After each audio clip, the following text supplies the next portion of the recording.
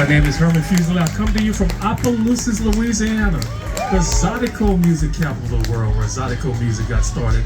And we have a tourism booth here. I'm from St. Landry Parish. St. Martin Parish is here, where the Brobridge Crawfish Festival is, the Zydeco Breakfast, and also Lafayette Parish. We have a booth as you're coming into the entrance of the festival. So y'all come check us out. We got free seasoning, free souvenirs, all kind of good stuff. So we just let y'all know this is where the music comes from, South Louisiana. So y'all come check us out. And thank you so much. And it's my pleasure to present to you on my radio show, Zydeco Stomp, which I have a t-shirt on today. I always talk about the ABCs of Zydeco, those first families, Creole families that started the music, the Ardoins, the Broussards, the Chavises, Cheniers, Delafoses, Williams, and we have the Delafose family well represented right now. Y'all please welcome Geno Delafose. The one and only Geno Delafose. Geno, it's always good to start with some music, so how long as you ready to kick show? All right, you ready to kick show? Let me do something called the Eunice two-step.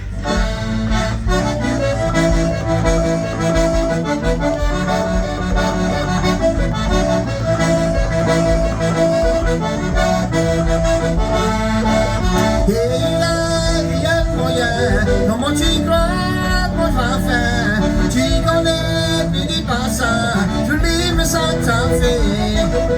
Tu connais les journées, tu voudras me t'envener. Et les moyens, je lis comment je vais faire.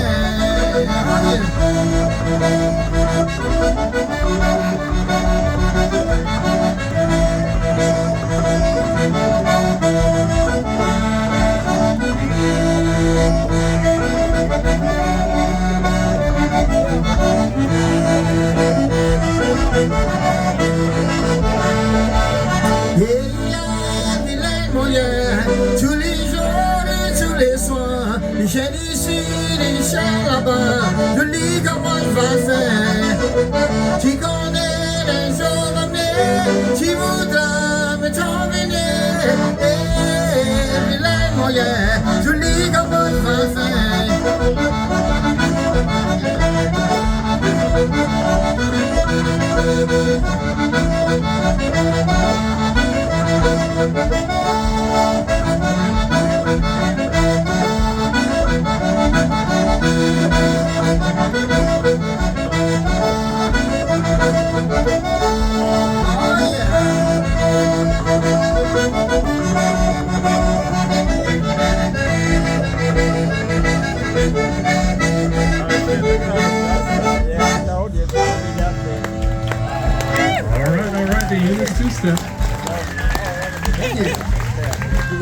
Y'all, I'm a James Brown fan, and James Brown has a lot of titles. One of them, the hardest working man in show business, but that title belongs to Geno Delafose now.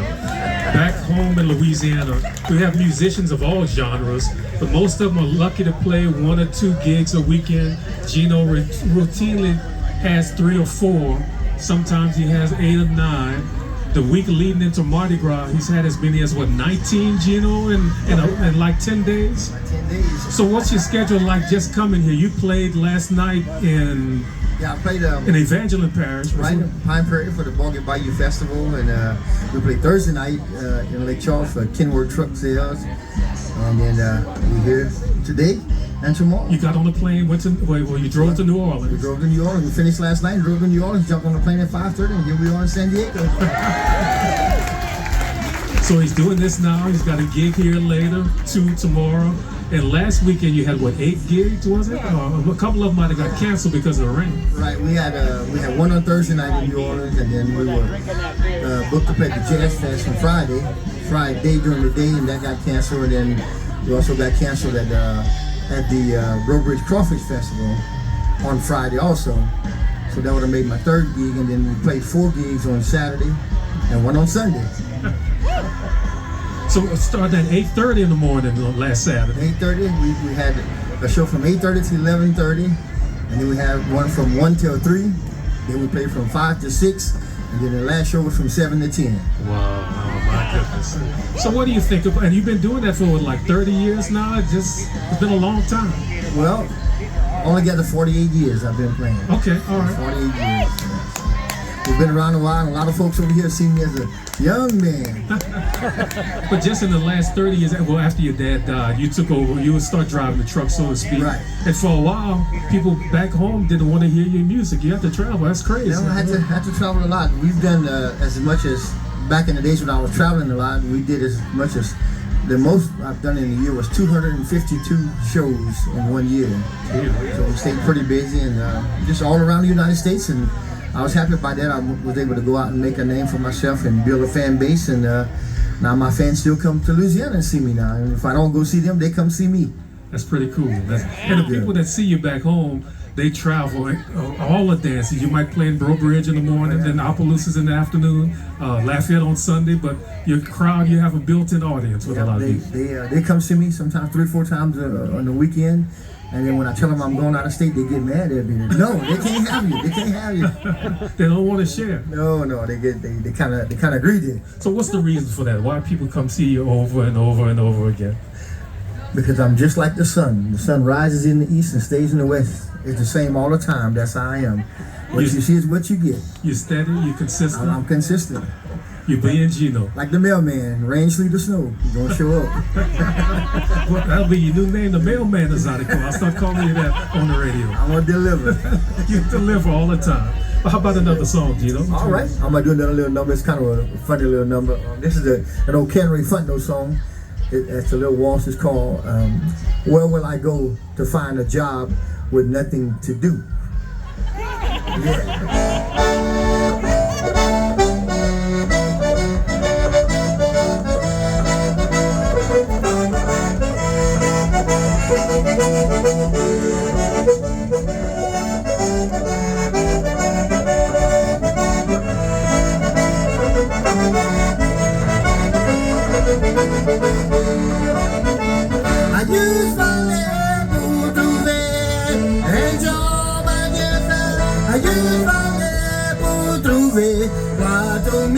Sur la table, ayude valer pour trouver un job à bien faire. Ayude valer pour trouver plateau mis sur la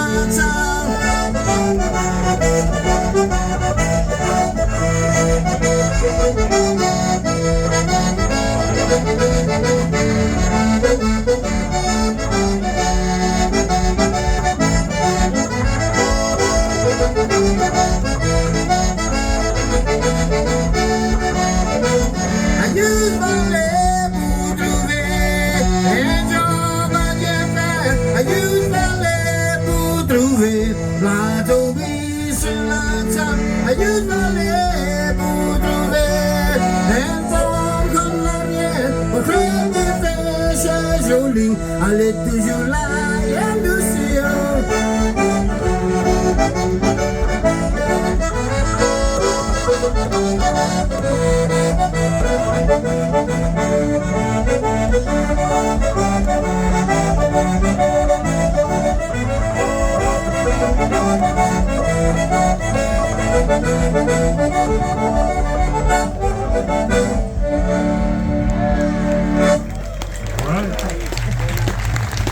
Geno Delafose, I guess. Geno, I think you might have changed the words a little bit, but it's kind of a love song too, because he says in that, Canray says in it, when I get hungry, my woman gets hungry too, right? Yep. Well, he says, where will I go to find a wife like mine? When I'm starving, she's starving with me too. Yes, that's it. That goes way back on that. Yeah. So Geno, you've been playing 48 years, you look like you're 49. How did you start playing music? I sleep a lot. That's one of the biggest questions I get is people say, well, when do you sleep? Well, every night I get up early and go to work and get back home and go to bed, you know. But not for 8 hours. You don't get 8 hours. Well, sometimes I get 4 hours of sleep and stuff. It just depends on what's going on. I have a little trucking company at home. We transport cars and stuff to auctions. And the other day I left home at 10 o'clock on Tuesday morning, and I got back home at 7:30 Wednesday morning. Just wow. all kind of all night stuff. But after I got back home, I took a shower, went to bed, slept till about 12, and went through my daily duties after that. Back at it again, man. That's something. So I do what I love, and I love what I do. So it's really not work, because I've been blessed to have the life and be able to live the life that I live. Because during the week I can mess around with the cows and stuff at home. We have a little cow calf operation. In 2015, before I started hauling cars, I had 300 mama cows, and then we downsized. We've got about 80 mama cows now. But I'll mess with that a little bit during the weekend. Then every weekend, every Friday, Saturday, and Sunday, I'm playing music. And then Monday, Tuesday, Wednesday, and Thursday, I'm driving my truck, hauling cars around, and just doing that kind of stuff.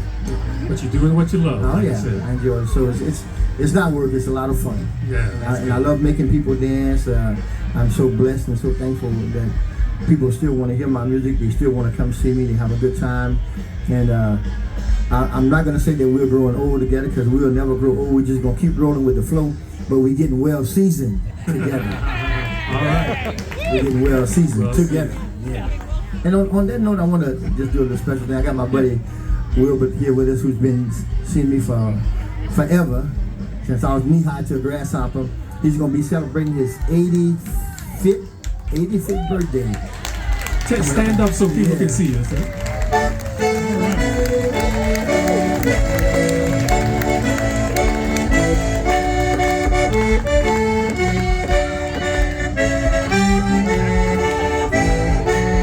Happy birthday to you. Happy birthday to you. Happy birthday, dear Wilbur. Happy birthday to you.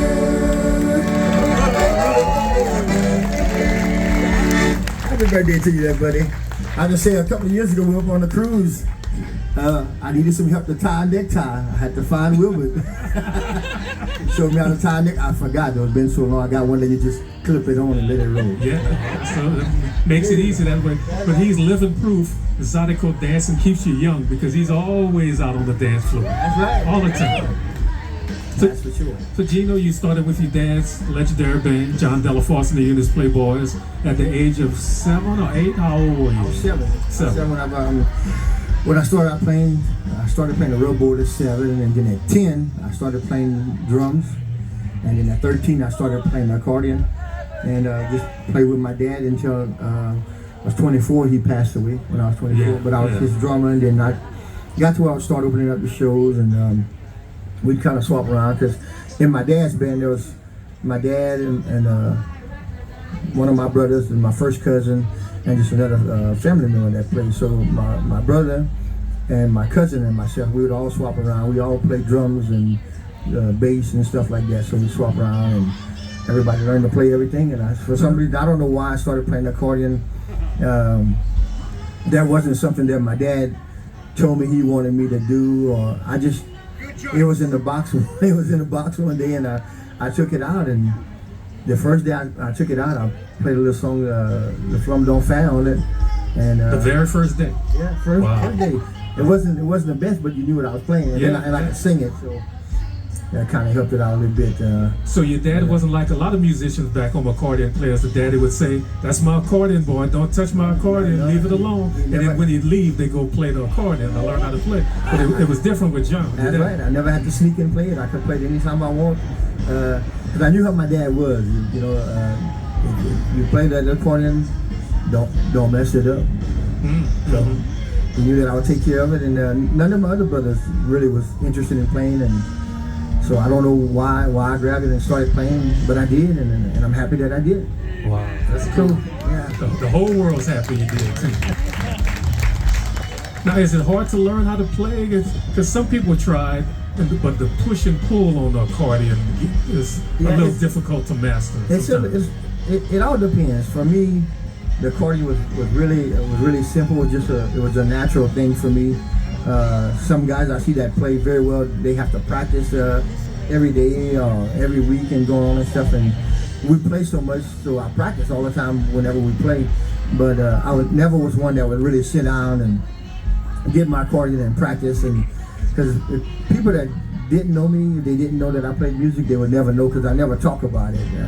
I never say nothing about music or anything like that.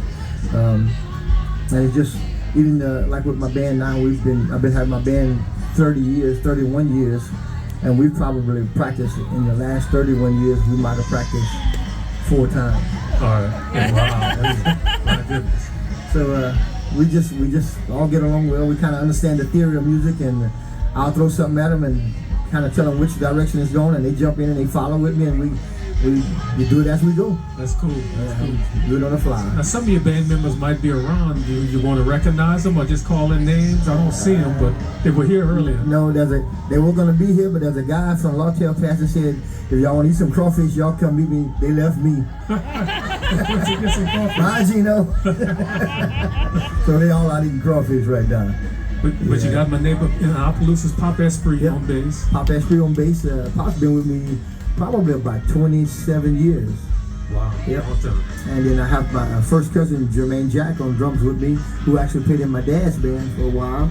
And then he moved on to Houston, and then he joined us. He's been with us probably about the last 15 years now. And then I have my brother, Demetri Thomas, that plays the rubber with us. And he's been with us probably about 15 years also. Wow. And Mr. Pastelli has been with me about 15 years. Okay, all right. Well, you must be a good boss, because a lot of bands, the musicians come in and out all the time. It's like a turnstile. That's right. I feed them as good as I can. All right. So I keep them fat and sassy and stick with me. Just like the cow. Huh? That's right. Yeah, you're right. It's kind of like a stray dog. If you feed a stray dog, he gonna stay home with you. Oh yeah. He knows where the food comes from. Oh yeah. So how about another song, Geno? What you feel like playing? I want to do a little something called Joe Pita de Forme. This song was recorded by Kenray Fontenot and Boisset Gardner way back in the days, and my dad re-recorded the song and kind of got it really popular. And we used to play in St. Martinville and Cecilia area. And they didn't know that my dad's name was Geno Delafose. They thought his name was Joe Pete. And he was coming, oh, Joe Pete coming to town. Joe Pete, I've been joué un soir. So they thought his name was Joe Pete. And Joe Pete was a guy that had 2 wives. And I can remember my daddy always asking at the dance, how many Joe Petes we have in here? And, hi, baby, how you doing? Good to see you. Back to Joe Pete. No. No Joe Pete right here. All right.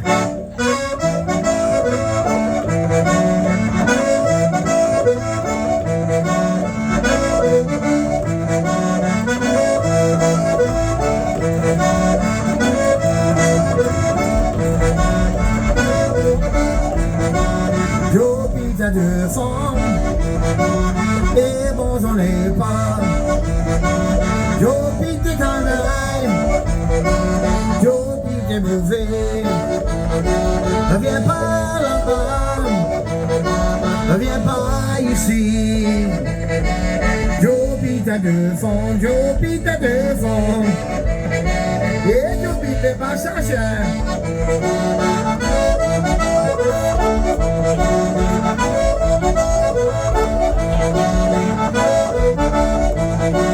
Joe Pete a 2 formes, et mangeons les pas. Joe Pete est canaille, Joe Pete est mauvais. Ne viens pas là-bas, ne viens pas ici. Joe Pete a 2 formes, Joe Pete a 2 formes. Et Joe Pete n'est pas cher.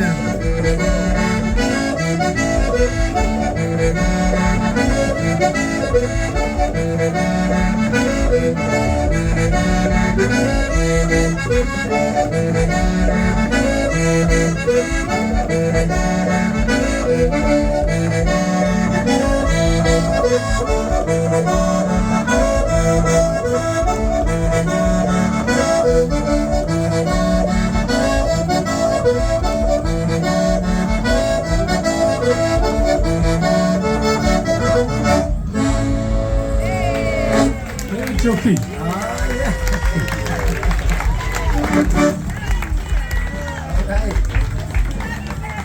Thank you. And when your dad was hitting with that, man, that was a hot number. Yeah, that was a big hit. He was playing all over the place with that. Sure did. But you know, your dad I always talk to you about it, but he died doing what he loved. He literally died on stage at Richard's Club in Lawtail, the Grand Ole Opera, Zydeco. Yep, sure did. September 18th, 1994. He played at Richard's Club. we played from 9 till about 11:30, and then there's another guy, Mr. Clovis Geary. They would kind of share the stage and stuff, and he did his 2 hours and walked off the stage and walked about from here to that first row of chairs right there. And when he went to sit down, caught a heart attack and died right there. Died on the scene. And you were on the road. Yeah, I said that was one hell of a week. Whenever all of that went down, it's funny how things happen. So at that time, when my dad was playing back at home, I kind of started doing a couple of shows out. So I was going to Washington D.C. I had a 1985 Chevrolet van. That same week, I put a new motor in the van, and we went to New Orleans and played at the Rock and Roll in New Orleans.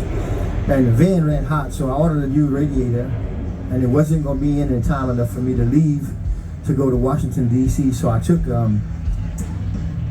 my truck. I had an '86 Ford F-250. I took my truck. The transmission was slipping, so I put some brake fluid in the transmission and made the belts tighten up. We took off down the road, and we got somewhere around North Carolina or something. I had a tire, 2 brake on the truck, but we got that fixed. And then when I got around, I was going to Philadelphia. It was my first gig. And so when I got to Baltimore, I kept noticing my lights were getting dim on my truck.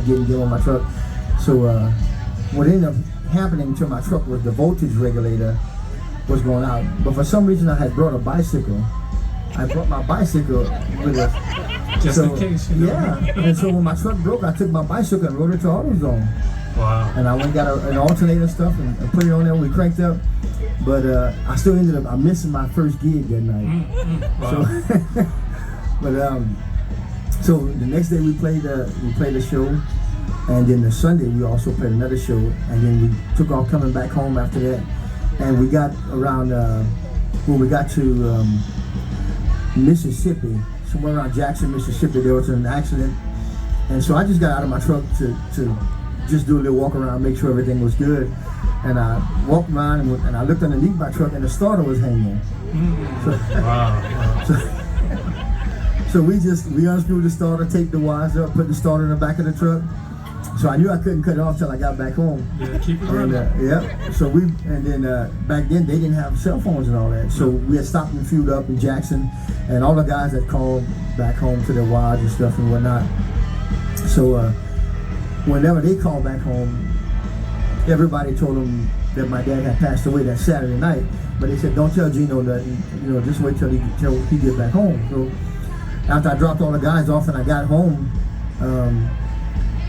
it was about 1:30 in the morning, and I had a sister that lived in Lake Charles and a brother that lived in Houston, and they were all at my mom's house. And so when they were there, like, man, something not right, for them to be at mama's house at this time. So when we finally got back and I parked my truck and stuff, so mama came outside. She said, well, daddy died last night. We didn't want to tell you, but he passed away at Recharge. And so that's how I ended up finding out that my daddy passed away. Oh man, so it was kind of a wild week, but he would always tell me, and he kind of gave me the stamp of approval. He said, I'm teaching you all this stuff because I'm not going to be here all the time. So he said, when I'm going, you just keep on doing what you do, and he said you'll be fine. And we were doing a festival. I picked him up in Virginia, and I think we might have been going to Washington D.C. to play a festival, and then I was going to bring him back. And so we were riding in a rental van I got and stuff, and so he told me, he said, you got it together, you got it, baby. He said, you give my stamp of approval, and he said, I think you'll be fine. And so once he told me that, I knew I was good to go. I said, if I can make my daddy happy, and he's satisfied, and I'm good. That's awesome. Man. So it's pretty much understood you were going to take over. You were going to start driving the truck. Yeah, and that's what he wanted. Yeah. That's what he wanted. It's sometimes you have to understand when your bus doesn't pass. Yep. And I have a cousin of mine who used to always tell me, he said, everybody has a season. Yeah. You don't cut rice in December when it's snowing. You don't cut it in July and August when it's hot. So during your season, you have to grow your crops and harvest them when it's time. Then after your season is over, move around and let the next man come through. All right. Everybody deserves a chance. So that's how I look at it. You need to write a book, Geno, and put all those sayings and all that wisdom down and pass that along to people. Well, what I try to tell so many young guys, about Zydeco music, the music business, the music industry, it's really just common sense. I have a 12th grade education. I graduated from Mamou High in 1989. My plans were to go to college to be an RN. I don't know if I was smart enough to be an RN, but that was my plan. But my daddy said, I got some new plans for you. It's going to be sitting down right there behind those drums. So that's what I done. But you know, music is common sense. You just have to learn how to read people, and it's not hard to play music when you have the material. And the hardest thing for me to do when I first started playing music, I had the material, but I did not know how to present it. It was so hard for me to sit down like I'm doing right now and talk to you all and just look at you in your eyes, and it didn't bother me at all. But for me to just go stand up and talk to somebody, I was real shy. But once I got through that and I had the material and figured out and realized how to present the material that I have to you all, it's simple. It's nothing. It's second nature for me. And playing music for dancers, because the majority of my clientele is my age. So I know that I don't want to run all the time. So I have to walk sometimes. You know, some of the young guys, they start playing and they want to run all the time. All the time I say, hey man, this music is just like a horse. You don't run him all the time. You got to walk him sometime. You know? And so no 10-minute songs. No, none of that. A 10-minute song, that's 3 songs for me. 2.5 minutes. 2.5, shut it down. That's enough. Oh yeah. But like Fats Domino, he sold 100 million records. They were a minute and a half long, 2 minutes long. That's it. That's all you need. When it's good, you don't need a lot. But you don't need quantity when you have quality. That's right. Amen to that. All right. Give us another song. We can open it up for questions after that, maybe. All right. Everybody got any questions? I know there's something called the Like a Scene Special.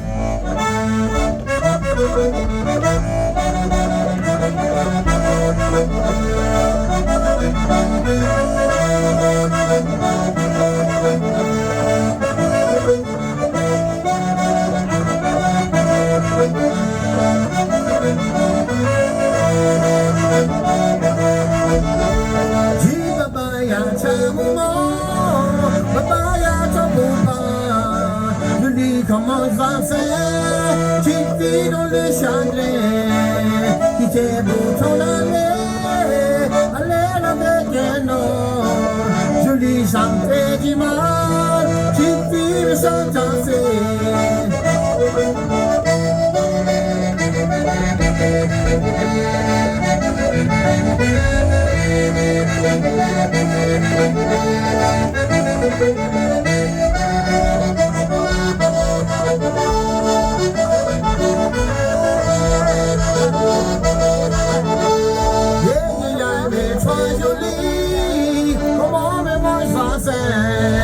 Julie dans les misères, qui fait camper du mal, qui fait pour ton aller, aller avec bonheur, qui fait mérite pas ça, qui fait me sentir.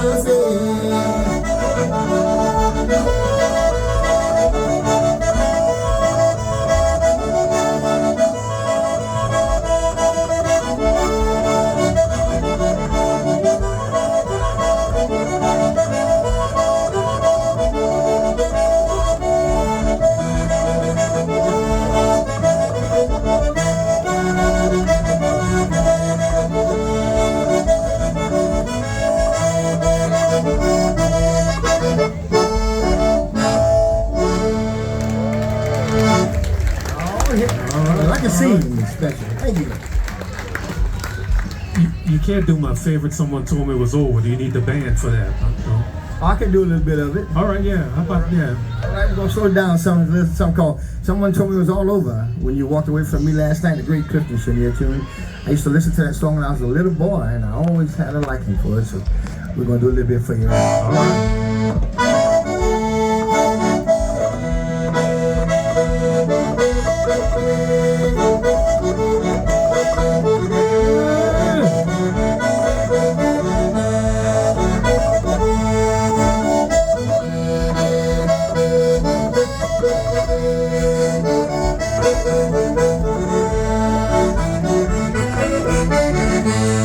Someone told me it was all over, yeah. last night, man. Someone told me it was all over, yeah. When you waved your hand and said goodbye, you know my heart is in your hand. Why don't you understand? You know my heart is in your hand. Why don't you understand?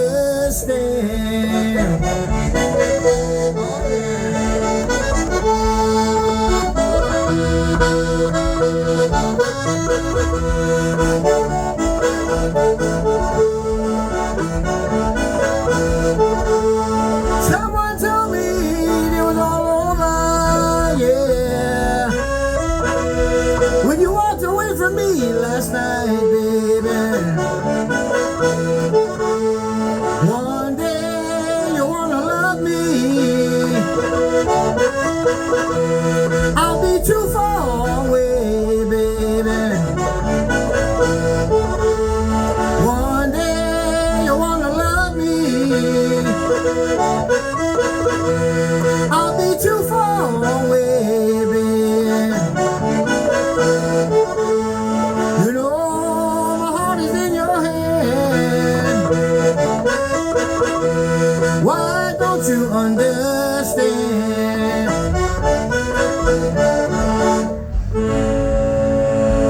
All right, all right, all right. Can somebody get me a Bud Light or a Budweiser after that one? Oh, yeah. Gino, I don't think they have Strawberry Hill here, so I gotta.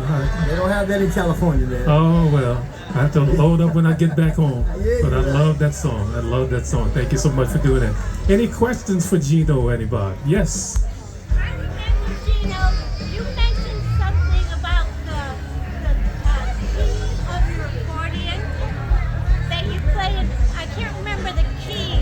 Oh, the key. No question about the key of your accordion that you play in. A flat minor or something. Yeah, well, this. It's such a unique sound. Okay, you are. So the accordion that I'm playing here, it's a D. And the reason I'm playing a D accordion is because it fits my voice the best. And then when I first started out playing, like when I was playing in my dad's band, we played a C accordion, and then we switched to a B flat accordion, and then over the years my voice changed again. I went back to C, and I sang so much on my C accordion at the end of the weekends, my throat would kind of hurt a little bit. So I stepped it up a notch and started playing a D, which is a little bit higher, and I don't have any problem. But we play different key accordions to sing different songs. Some songs are really, really high, so you might play a lower key accordion so you can get up to the high notes. But all of my accordions, I have what's called a wet tune on my accordions. And I tune my accordions wetter than normal. A normal tuning would be a 10-cent tuning is what they call it. They tune it over 10 cents. Well, I tune mine 15 cents over. So it's really, really wet, and that's what gives all of my accordions that real distinct sound. It gives it kind of a little vibrato sound, kind of like B.B. King's guitar. And the same tuning on these accordions, which we call a wet tuning for the Cajun diatonic accordion, is the same tuning on a piano accordion, but it's called a musette tuning on a piano accordion. That gives you that little vibrato sound. So. And when you play, how many do you have on stage with you, accordions? I normally, when I travel like this, I normally will bring just these two accordions. I have I have this accordion here, which is in the key of A flat. It's a lot lower key to sing on, but I like to bring these two because they travel very well.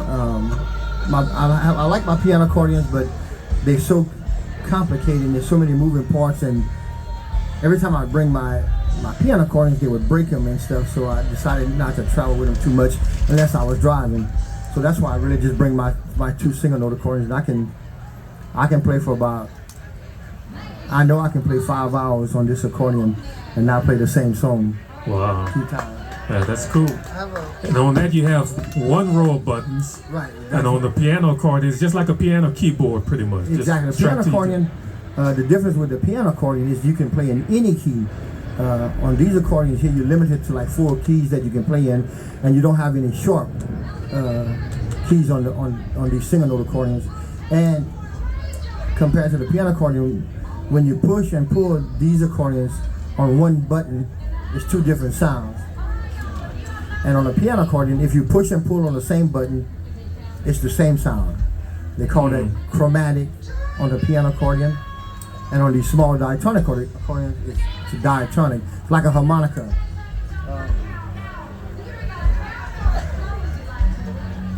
And this is the A flat. A flat. Yeah. And so this is getting down low. You getting down. Right. It has a little bit more of a growl to it.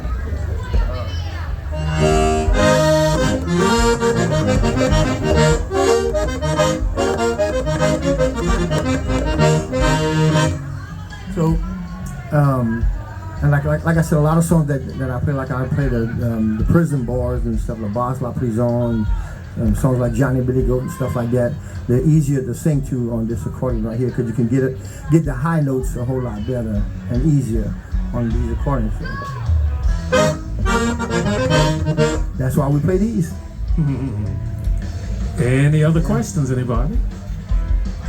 Yes, ma'am. Yes. Do you enjoy being both a farmer and a cattleman and music? How do you balance everything? Well, Can you repeat the question, Geno? I couldn't so hear. did you ask if I was a soybean, a rice farmer, and cattle farmer? Yeah, like do you enjoy both? Or do Oh, I enjoy all of them. balance it? Yeah, well, we raise cattle. I don't raise any row crops, but we raise cattle, and I've got a couple of saddle horses that we ride once or twice a year, and then I transport used vehicles from dealerships. So if you sold your car, traded your car in on a new car, and you had over 100,000 miles on your car, well then that dealership would sell it to a wholesale auction. So I would pick your car up and bring it to a wholesale auction. That's the kind of stuff. And then sometimes I bring some vehicles that only have 5 or 10,000 miles on them. They just been on a lot too long, so they want to move their inventory around, and they do that. So what happens in that situation, the auction that I haul to is on Wednesdays. So usually I'll get my loads on Monday and Tuesday. So I'll haul cars Monday and Tuesday. And for the last year, I used to go to New Orleans every Wednesday and pick up a load of government cars when the Army or the Marines or any armed force unit would trade in their cars and get new vehicles. I would take the government vehicles and bring them to the auction, and then like once a month or every 6 weeks, they'd have what's called a GSA auction, and they would auction those cars off to the public, which was some really good cars, because a lot of these cars were 7 to 8 years old, and they might have had 25,000 miles on them, so they were in really, really good shape. But it's cars that like Army sergeants and recruiters and stuff like that, they would go around with. So I would bring that to Lake Charles. And then on Thursdays, I usually start playing at least one Thursday out of the month. I play in New Orleans at the Rockin' Bowl. And then I play every Friday, Saturday, and Sunday. And then Monday it starts all over again. And then if I don't have an early load on Monday, then I can go in the pasture and we check the cows and we bush hog or poison grass or whatever it is that we have to do. And sometimes it get kind of tough. You know, things happen. Sometimes I got a call this week. So I played Thursday in Lake Charles for the truck sales, and I got a call that I had 5 cars that I needed to pick up and get to the auction for this Wednesday coming, but I knew I wouldn't get home till this Monday. So I went, played in Lake Charles, I came back home, and I got my car hauler truck, pick up the cars that had to go to the auction. I brought them to the auction and came back home. So we work when we have to. Yeah, guys got to do what this guy got to do. That's it. You know? Business as you, and I have to emphasize, you're a real life Creole cowboy. These days, it's a cool thing for the young people to wear a cowboy hat and jeans and cowboy boots until their feet start hurting, and then they take the boots off. But this is you. Or they walk in some of that fertilizer that them cows put down. They change their mind. You know, I was telling the guy a little while ago that, you know, my hat and the tie that I wear is not fake, it's for real. I was going to play a dance a couple of years ago on the Easter Sunday, and I walked out the house and I was dressed to go play. I had a cow. She was in labor. She couldn't pass her calf because the front leg was put backwards. So I went back in the house and put my clothes on. I got down there with some dishwashing detergent on my hands and stuff, put them on. Got down with that cow, put that leg straight, put that little calf in position, pulled him out. She had a calf, she got up. lick the calf, clean them up, the calf nurse. I put my clothes on and went and played my dance. You know, so and it's like sometimes it's always not the nicest situation when you're delivering the calf, because when you're down there, you know, you live by your nose is a little bit by everything, you know. So you know what I mean. So you know it happens, but that's you do what you got to do, and I love it. That's all right. That's a wonderful reward. Living the life, that's for sure. Yes, ma'am. I got a question, Geno, just about some of your earliest memories of music. I know you started playing very young, but what do you remember about what was happening in the community? Did your dad play house parties, and did he take you along? Earliest memories Talk about what the community was like. Okay. Well, some of my earliest memories about playing music. First of all, when I started playing Zydeco music and Cajun music, back then they would say, "Oh, that's old folks music."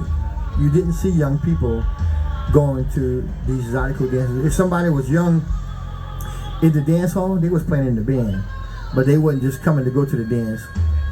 And I've seen people used to they would dress up when they went to the dances on Friday, Saturday, Sunday.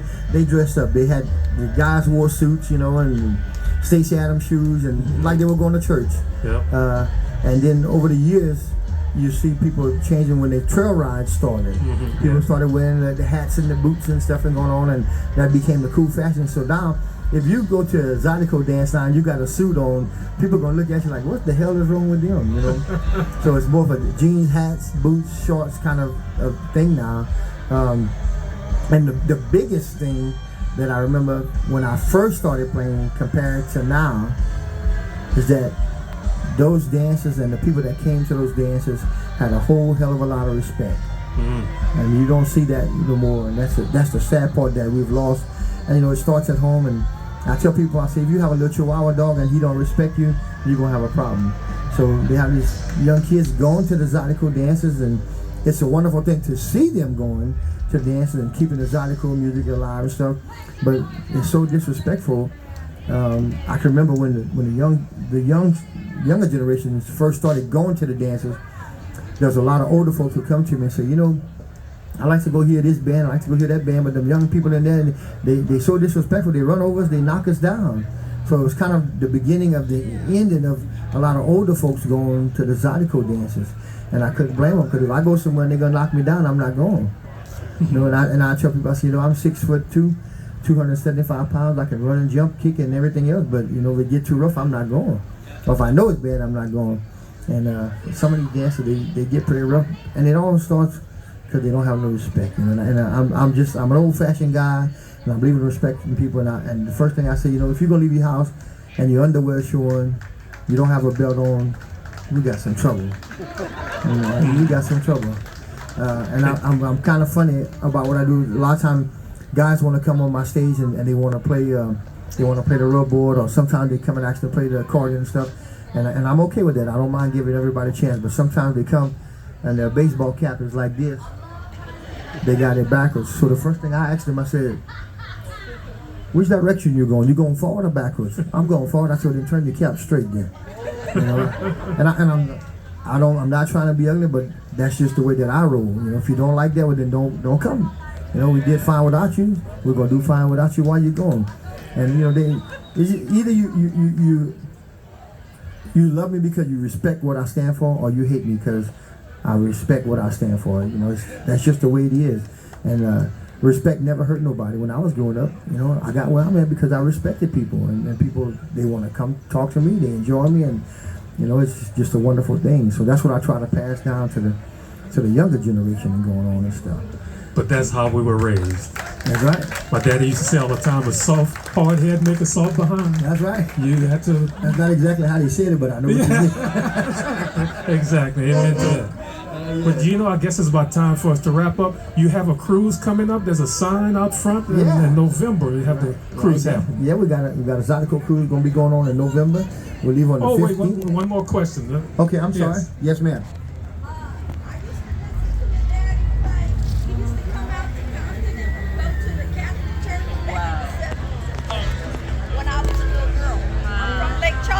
Okay. But my question is, do you ever go back and play some of your daddy's songs, like oh yeah, all the good time. I can play whatever you want to hear by my dad. Yeah. I know all those songs, and I play a lot of them too. Yeah. Good deal. All right, so yeah, we got the Zydeco cruise that's going to be going on November the 15th, leaving down in New Orleans.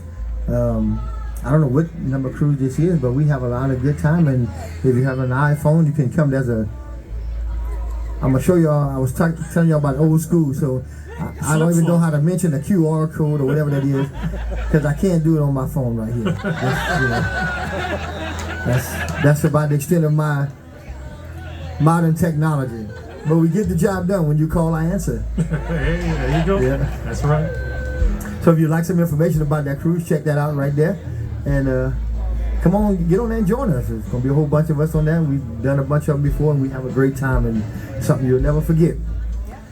Yeah. And y'all can always keep up with Geno at his website, GenoDelafosemusic.com. So keep up with his busy schedule. So one more to close out, Geno. What you feel like playing for? We're gonna do this something called La Misère, my Fuselier. Trouble All right. Made Me Cry. This is one of my dance songs.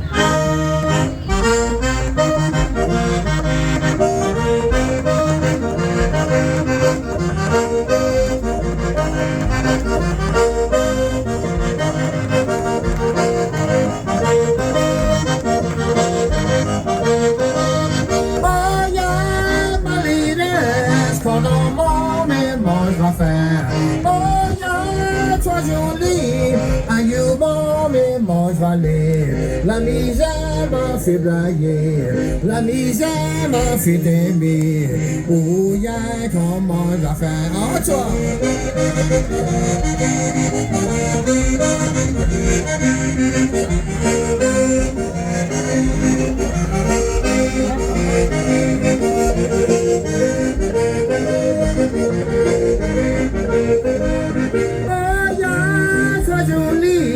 Quand dans mon mémoire je vais faire. Oh yeah, toi Julie, aïe mon mémoire je vais lire. La misère m'a fait brailler, la misère m'a fait aimer. Oh yeah, comment je vais faire? Oh toi!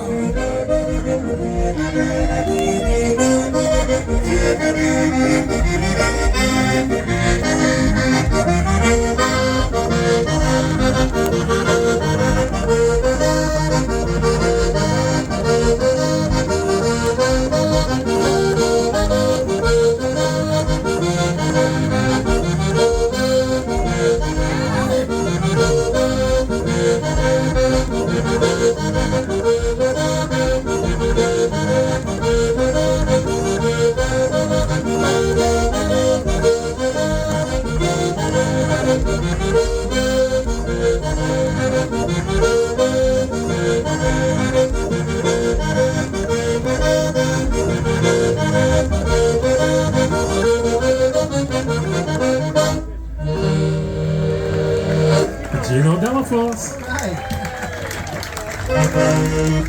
Thank y'all so much. I'll be back here around 4:30 about a Louisiana presentation, how to talk like a local, so y'all can come back and learn about all the words we use back in Louisiana. My name's Herman Fuselier. Thanks again, y'all. One more time for Geno Delafose. Thank you very much, sir, and appreciate it. And if we don't see you, we want to say Happy Mother's Day to all the mothers. Thank you very much, and God bless you for that. All right.